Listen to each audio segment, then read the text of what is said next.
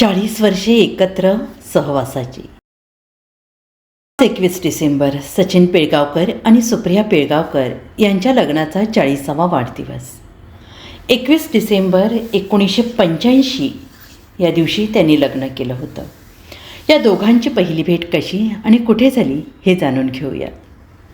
सचिन पिळगावकर हिंदी चित्रपटसृष्टीत व्यस्त होते. त्याच दरम्यान नवरी मिळी नवऱ्याला या मराठी चित्रपटासाठी ते एका नायिकेच्या शोधात होते. एके दिवशी सचिनजींच्या आई ब्लॅक अँड व्हाईट टी व्हीवर किलबिल बघत होत्या. त्या सुप्रियाला पाहून सचिनजींच्या आईने तिचे नाव त्यांना सुचवले.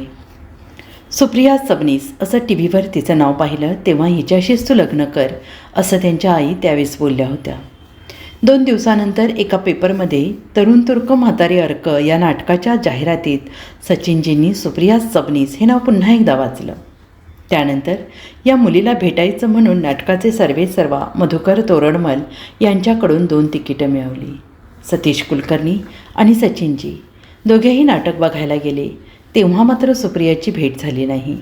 पण नाटकात तिचा वेगळा लूक पाहून सचिनजींनी वेगळ्या नायिकेचा शोध घेण्यास सुरुवात केली. पल्लवी जोशी ही त्यावेळेस खूपच लहान होती. तिला 3-4 वेळा साडी नेसवून बघितलं तेव्हा ती त्या भूमिकेसाठी खूपच लहान दिसू लागली.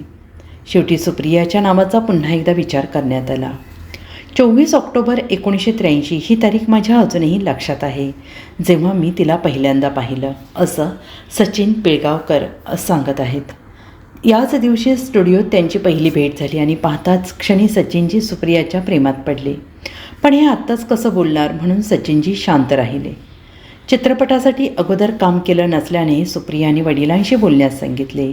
त्यानंतर 21 एप्रिल 1984ला चित्रपटाच्या शूटिंगला सुरुवात झाली. शूटिंग आटोपल्यानंतर सचिनजींनी सुप्रियाला प्रपोज केलं. तेव्हा तुमचं नक्की लग्न नाही ना झालं अजून असा प्रश्न विचारला. यावर सचिनजींनी झालं असतं तर विचारलं असतं का तुला असं उत्तर दिलं. पण त्यानंतर हो नाही करत त्यांनी लग्नाला होकार दिला. चित्रपट रिलीज झाल्यानंतर 21 एप्रिल 1985ला साखरपुडा झाला. त्यानंतर 21 डिसेंबर 1985ला लग्न झालं.